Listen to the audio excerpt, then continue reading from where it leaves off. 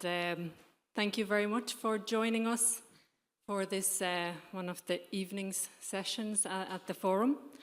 So we are absolutely delighted to be part of the program and to contribute to the really important discussions had today and tomorrow, of course, as well. My name is Sana Livakovsky. I'm a research officer at one of EIGE's sister agencies called Eurofound. It's the European Foundation for Improvement of Living and Working Conditions. And I'm really happy to be joined today here by Professor Marge Unt from Tallinn University. And in the session today, we will discuss very briefly some hopefully interesting findings from research in both of our fields when it comes to different life events, usually taking place during youth. And we also discuss some of the challenges involved.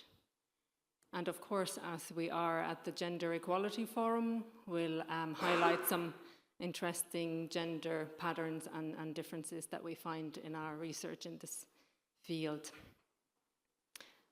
So firstly, for about 15 minutes or so, the plan is that me and Marge will discuss some of those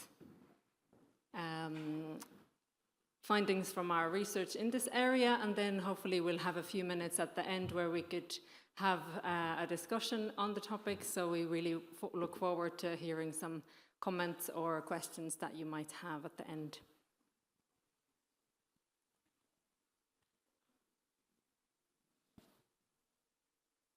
So might as well move on to the first topic of discussion in the session. So we wanted to share some findings on the event of leaving the parental home, which is, of course, an important milestone in a lot of young people's lives, and it's a big step towards independence. As we see from data when you look across Europe, there are large differences in when this transition, when this move to independent living away from the parental home takes place. So we see a lot of differences across countries. As the broad pattern, when we look at Northern and Central Europe, we see family systems that are highly individualized, and we see that the move away from the parental home usually takes place much earlier, whereas in South of Europe, generally speaking, the family ties are much stronger and the move away from the parental home takes place later.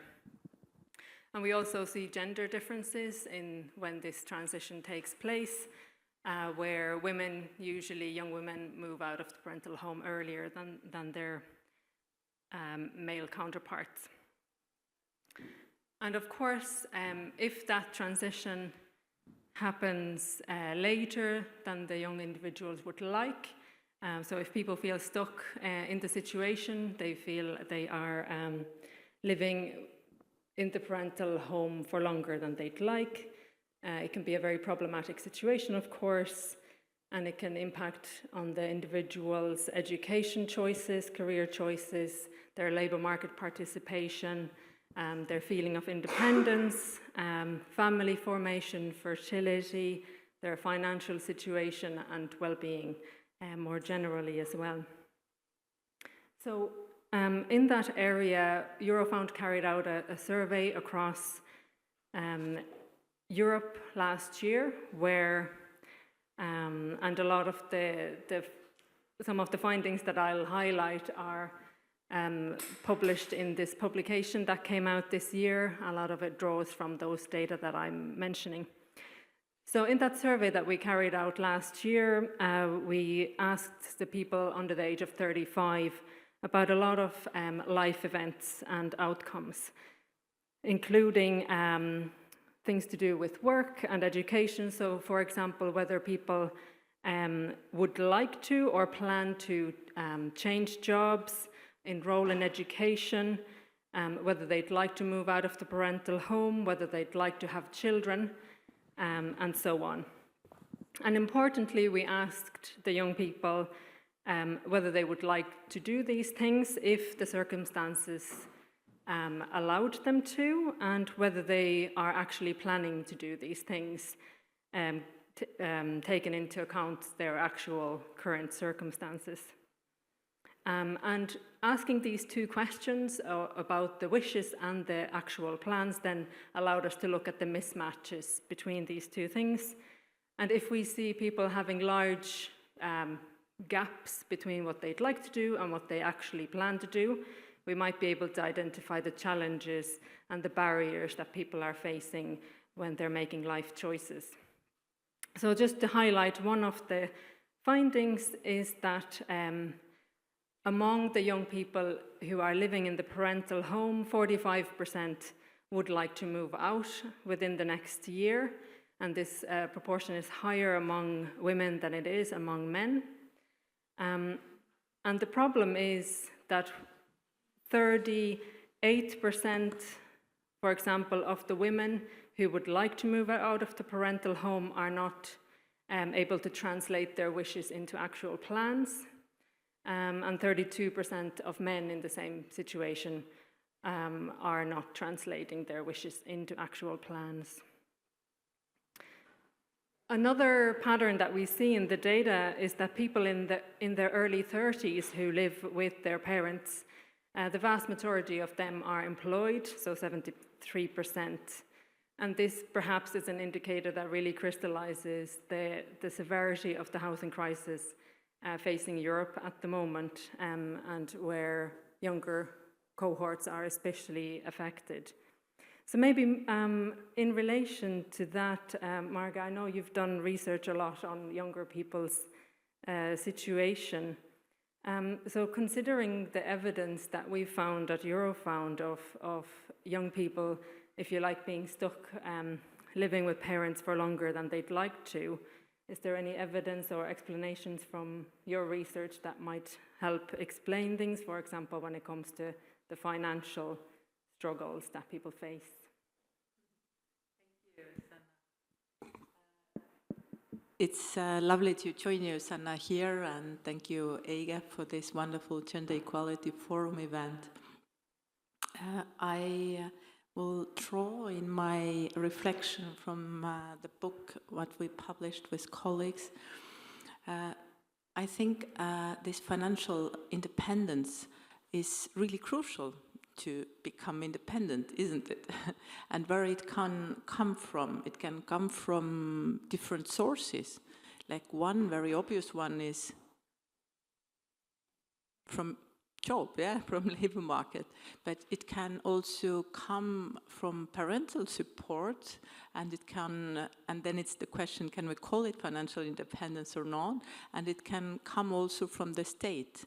And if we look across Europe, then these supports have quite different patterns, as Sanna already also referred to, that in Nordic countries, much more young people are taken as individuals, not as parts of families, and there are more affordable housing options and student allowances available compared to Southern Europe. But if we look at parental support, then it's quite interesting that in Scandinavian countries, when young people move out from home quite early, it's very often parents continue to support them when they are living already separately. While in Southern Europe, leaving parental home often and mostly coincidences also with this, that you're really financially independent. So for young people to become financially independent, of course, getting the foothold at the labor market is very important. But even if one gets a job, it does not always mean that it's enough. Like, we are facing in-work poverty in Europe, which is on the rise, and it's higher among young people than the rest.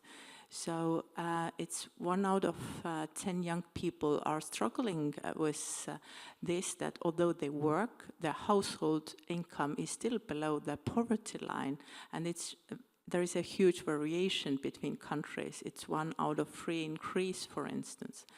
So in this in-work poverty, it's an interesting gender difference.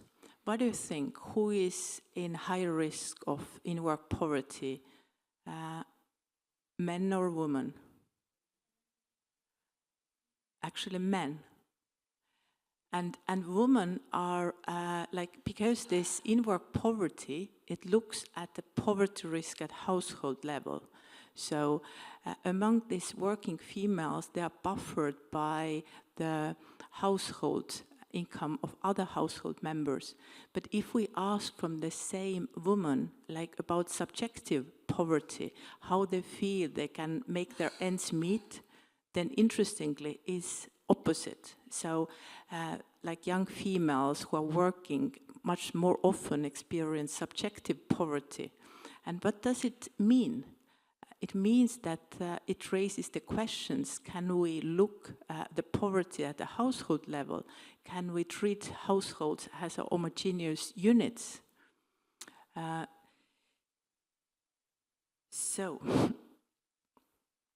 And this, from this, I think I would like to give back to Sanna to reflect, if we see this labor market insecurities and in-work poverty that young people face, how it relates to their ability to make future plans and commitments, also in terms of family formation.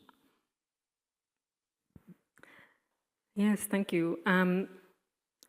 And we can say something on that topic based on the data from the survey that I was mentioning earlier.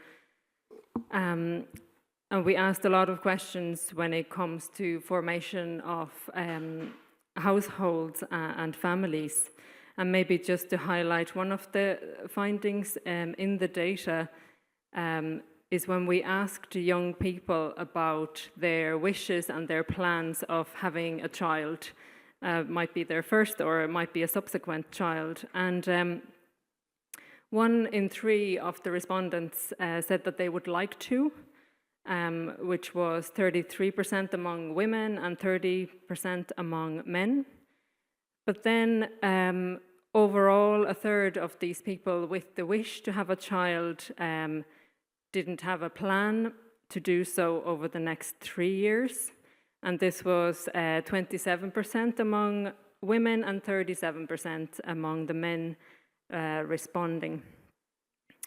And related to this, of course, we all probably know about the patterns of an aging population facing Europe, and we know about the declining fertility rates.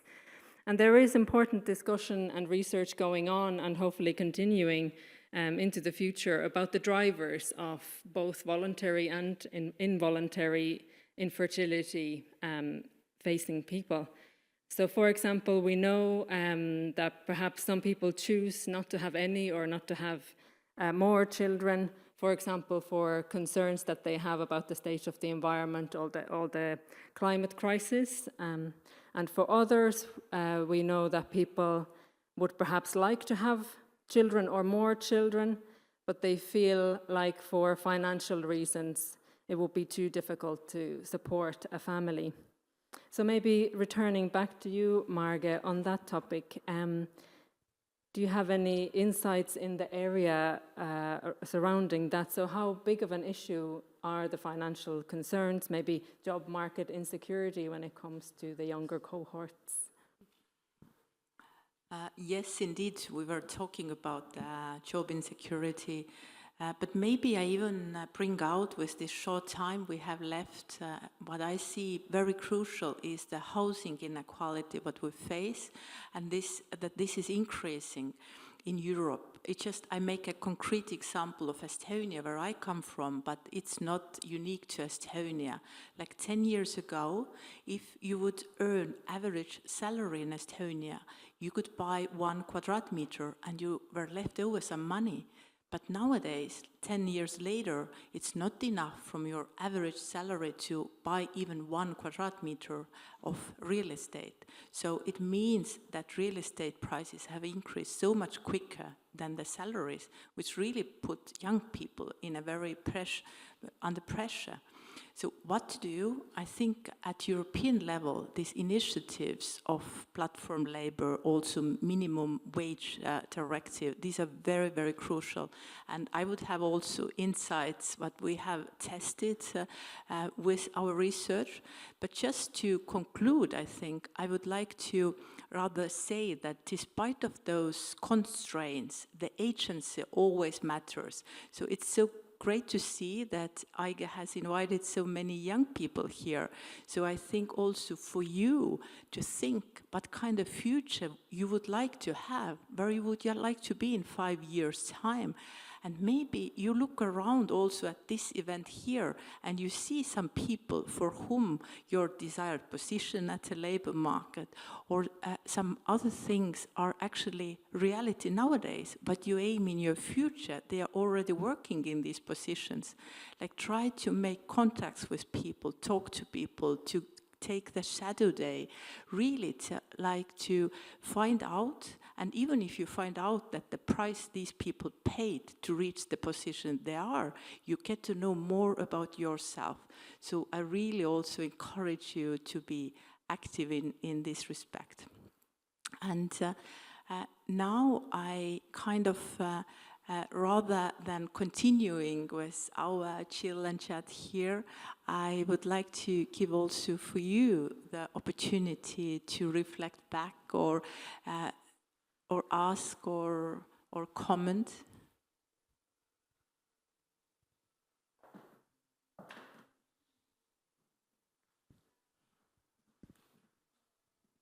Thank you. You were saying that 1 in 3 of the, like a third of the 1 in 3 who would like to have a child said they wouldn't in the next 3 years. How much was that to do with the age of the people you were talking to versus like actual financial issues or lack of housing or their concerns about the climate? Thank you very much, and a very good and very relevant question, of course. With the analysis that we've done with the data and the sample sizes that we've had, we haven't had a look much more into detail going into further age breakdowns and that. But we do have plans to look into the issues more going forward. For example, next year we're planning a project on youth housing issues in particular. So absolutely a very, very crucial point. Thank you. Thank you. And there's 1 in 3 respondents that said that they wanted children. How does that compare to people from previous generations that were in this age bracket? Thank you. Another really good and interesting question. I don't know whether there's comparable data to look at from the past. I don't know, Marga, do you know of any reflections you might have? I don't know too well comparative data, but if I think of Estonia, then we used to be 20 years ago, like there were only 2% of people who didn't want to have children. The other thing is that some of those who don't want to have children do have children, and some who want to have children don't have. So it's one is the plan and the other is life.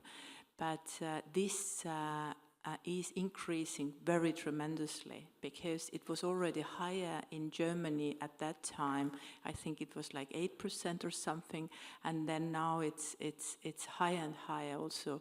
And it's this increase is higher in those countries that are kind of converging in Europe, and also the singlehood is on the rise very strongly as well in Europe, which kind of is connected to it. I would like to ask a question. Are there any differences between responses among youth living in cities and in small villages? Thank you. Another great question. I have a feeling there might be some breakdowns if you have a closer look at the report on the screen. I don't remember off by heart which indicators we were able to look at, for rural and urban divides. But yeah, another one to look at for sure.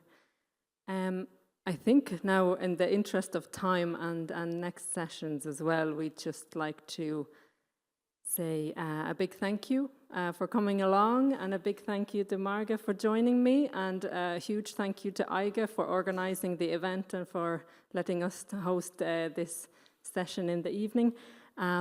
And one final word to say that the reminder that at 6 o'clock there's the session in the main room with the Commissioner as well, so please go along if you can.